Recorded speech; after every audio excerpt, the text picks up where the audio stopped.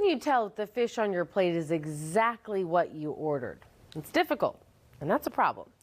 A study by the environmental group Oceana found that large quantities of the seafood imported to the U.S. are mislabeled. In some cases, they say this happens to deceive consumers into paying higher prices for low-quality fish. Our Samantha-Jo has more on a growing push on Capitol Hill to address fish fraud. It's very nice. It's very nice to be able to give people, a full, labyrinth of seafood that's truly from Florida. Chef David Moscoso at Third Wave Cafe in New Smyrna Beach is passionate about providing an authentic seafood experience for his customers. But the process of sourcing items on his menu is no easy task.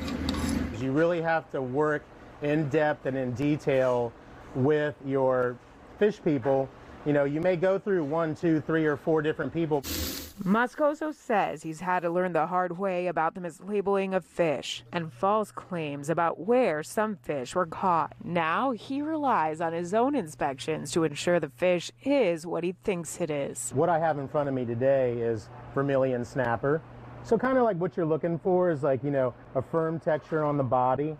You're also looking for as clear as possible the eyes. Moscoso is one of over 200 chefs calling on Congress to crack down on seafood fraud. As much as 85% of the fish Americans consume is imported, but the government only monitors 13 types of imported fish. A study 2 years ago by the group Oceana found 1 in every 5 fish not monitored by the program was mislabeled. 2 expensive species, sea bass and snapper, had the highest rates of mislabeling, and the fraud was most frequently happening at restaurants and smaller markets. A bill introduced in the House seeks to address that. The law would expand the U.S. traceability law to include all seafood species.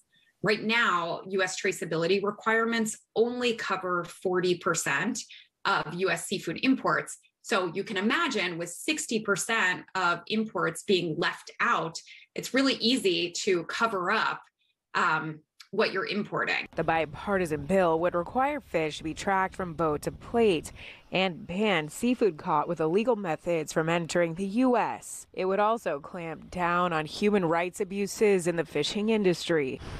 Some seafood retailers and trade groups say they fear increased regulation will lead to higher costs that are then passed on to consumers. Moscoso says it's a price he thinks his customers are willing to pay. At the end of the day, I think when people go on vacation, at least in Florida, they're willing to pay for quality. And I think I'd rather give them that than something imported. In Washington, Samantha-Jo, Spectrum News. The Illegal Fishing and Forced Labor Act was recently passed out of the House Committee on Natural Resources. Now it awaits a full House vote.